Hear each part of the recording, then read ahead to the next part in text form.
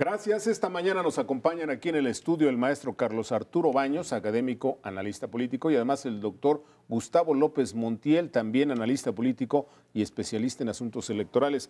Maestro Baños, bienvenido. Muy buenos días, gracias. Doctor Montiel, bienvenido. ¿Qué tal? Buenos días.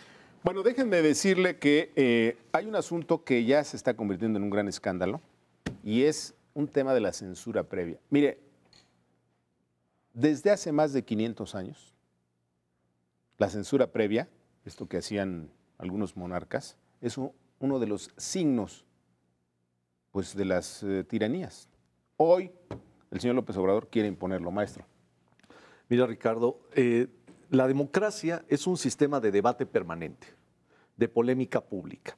Cualquier intento de censura en el flujo de las ideas es reprobable por cualquier concepto, porque además no está justificado. De por sí, Ricardo, lo hemos dicho aquí en este espacio, desde el 2006, desde la elección del 2006, se ha venido mermando la libertad de expresión en los procesos electorales. Ahora nos encontramos justamente con esta intentona nuevamente represiva y de censura. Y ojo, y además viene de uno de los partidos más asociados con una ideología un tanto dogmática, totalitaria, autoritaria, y uno de los partidos también menos transparentes, según la última evaluación del INAI. Del INE. Y del INAI, claro, por supuesto. Doctor, iba a aparecer un reportaje sobre el populismo en América Latina, incluía a México, a López Obrador, y Morena dice no se difunde, López Obrador amenaza y parece que no va a aparecer. Sí, así es. De hecho, se planteó que iba a aparecer en algunos canales, incluso privados, Sí, es claro. decir, de cadenas privadas. Y globales, además. Cable, ¿no? Sí. así es. Y en ese sentido, creo que esto sería un retroceso en ese sentido para la democracia en México, porque no es posible que ante una campaña electoral no tengamos los elementos como para poder tomar una decisión con respecto, no al candidato, porque incluso podríamos decir, a ver, que nos queda como populista, mucha gente dice que sí. Claro, y otros podrán decir que no. Así es, pero aquí el tema era contrastar. Y creo que en México las campañas de contraste se han entendido mal. Y creo que en buena medida López Obrador se ve, me parece, arropado por este esquema que tenemos en México, donde hay una censura previa incluso del INE, que tiene que ver los promocionales antes de que pasen para saber si están bien o no. En medio minuto, porque tenemos poco tiempo, ¿cómo es en este momento la libertad de expresión en México, maestro? Muy acotada, sumamente acotada. De hecho, yo soy uno de los grandes críticos, creo que compartimos esa crítica. ¿Por qué? Porque hemos ido descafeinando la polémica, hemos ido descafeinando el debate. Lo que queremos ver es más confrontación de ideas, es más polémica, es más debate, es más flujo de ideas chocando las unas con las otras para tratar de convencernos cuál es la mejor propuesta. ¿Cómo está en México la libertad de expresión? Creo que es muy limitada. El hecho de que los ciudadanos no podamos contratar en los espacios electrónicos tiempos para poder opinar lo que queramos. En tiempos electorales es una barbaridad, ¿no? Así es, y creo que eso es una de las cosas que se tienen que evaluar. Muy bien, rápidamente vamos al segundo tema. Déjeme decirle que el señor Ricardo Anaya el pasado viernes le preguntaron si haría una alianza con el PRI, con el gobierno de Enrique Peña Nieto. Dijo que claro que sí, con tal de derrotar a Andrés Manuel López Obrador. Pero, horas después, me parece que le jalaron la oreja y dijo que no. Maestro. Bueno, yo creo que es el estira y afloja natural justamente cuando ven el efecto del primer debate y justamente cómo están moviéndose las encuestas. Se siente ahora un poco más seguro como para poder negociar. La política es un juego de estrategia. Y como no tenemos nosotros desafortunadamente la segunda vuelta electoral, también por culpa de esos partidos, del PAN, del PRI, del PRD, inclusive también de Morena, lo que tenemos que hacer es estos juegos de espejos. Claro. ¿Qué tanto le va a resultar a Anaya? Pues lo veremos en las siguientes semanas, pero el hecho es que sí se está visualizando la posibilidad de un voto útil o de una alianza secreta o incluso abierta entre el frente, los dos frentes, el que encabeza Mid y el que encabeza Anaya, para tratar de derrotar a Andrés Manuel López Obrador, y creo que es una buena estrategia. Incluso, doctor Montiel, si los partidos o las coaliciones no quieren, los ciudadanos ya han planteado abiertamente esta especie de segunda vuelta a través del voto útil. Así es.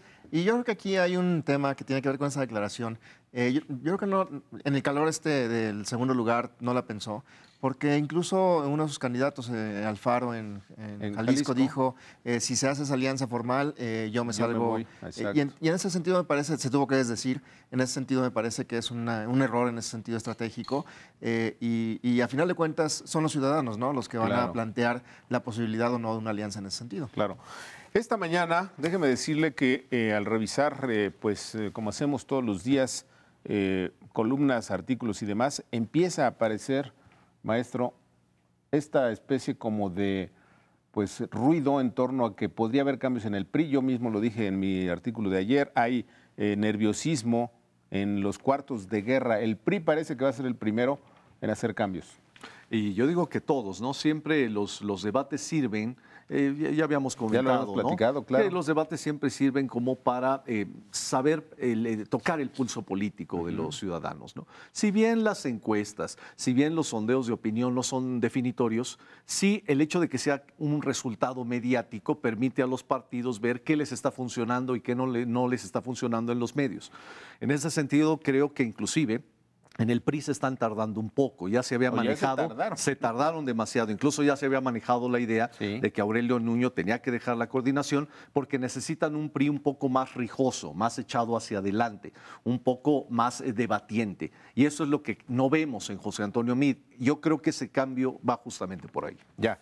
Doctor, apareció incluso también hace unas horas una carta anónima que dice lo que le pedirían los priistas a Meade, y deslizan esta situación muy cuidadosa, pero muy inteligentemente manejada, en donde dicen los priistas no podemos transitar, y eso es lo que nos está haciendo daño. Y creo que lo que faltaba en esta campaña son precisamente eso, ¿no?, los priistas.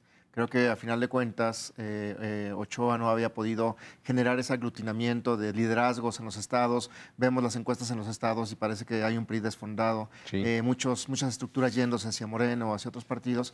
Y creo que este cambio, si es que se da, sería uno de los elementos más importantes que implicarían otros cambios, obviamente, en las estrategias de los demás partidos. Claro, a eso iba. Los demás partidos, la misma pregunta. ¿Qué cambios creen que harían, maestro, el resto de partidos? Las dos coaliciones grandes que hay, además de la de PRI, Partido Verde, PANAL. Bueno, en el caso de Andrés Manuel López Obrador es clarísima. Están nerviosísimos. No, sí, y además parece que tiene como 5 coordinadores distintos, ¿no? Y a cada uno le preguntan cosas distintas y responden cosas distintas. Y ya tenemos, oficialmente a Tatiana y a Jacob, pero parece ser que dentro de mismo Morena nadie les hace caso. Y luego tenemos entonces a múltiples políticos de Morena haciéndola también de voceros y de coordinadores y al mismo tiempo de asesores. Y en el caso de Ricardo Anaya también queda claro que les hace falta una coordinación específicamente para las propuestas. En el caso de Morena, doctor Montiel, me decían ayer que todos los fierros están en la lumbre. Está el asunto de los departamentos, está el asunto de la censura que ya platicamos, están prácticamente todos los fierros en la lumbre. Sí, yo creo que en ese sentido Tatiana Cloutier ha tratado creo que es la única que ha tratado de salir a declarar cosas sobre los temas. Como que unificar, ¿no? Así es, como que unificar los criterios, pero yo creo que eso la está desgastando. Creo que su papel en la campaña es otro, y al final de cuentas, pero eso demuestra un poco el desorden que hay, no únicamente en esta coalición, sino en las demás.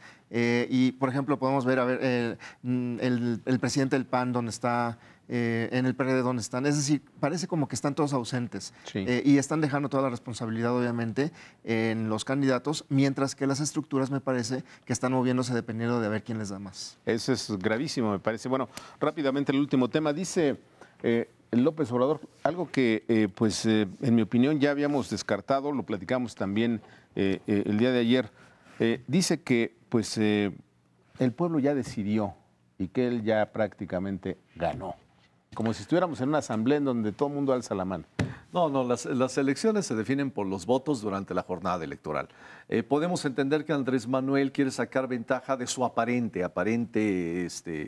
ventaja electoral en las encuestas, pero ya vimos lo deficientes que son las encuestas. Obviamente su estrategia es más psicológica, darse por ganador. Nos recordamos justamente las anteriores de sonríe, ¿no? Sí. Andrés ya casi es un presidente y no le resultó. Es el mismo juego político y psicológico a la vez, y yo creo que en esta ocasión tampoco le va a funcionar porque el efecto del primer debate fue en detrimento de su propia imagen. Durísimo. ¿Qué está pasando? ¿Por qué Andrés tiene como este nerviosismo? Dice que carro completo, está queriendo que Meade se baje, etc. O sea, ya anda como muy fuera de la realidad. Yo creo que está un tanto ansioso como candidato y creo que en ese sentido eso puede ser uno de los principales errores, como hemos visto en el pasado, no únicamente con él, sino con otros candidatos en otros países que se declaran ganadores y a final de cuentas resultan en tercer, segundo lugar. Y creo que esto es uno de los aspectos importantes que habría que tomar en cuenta aquí en la democracia mexicana. Claro.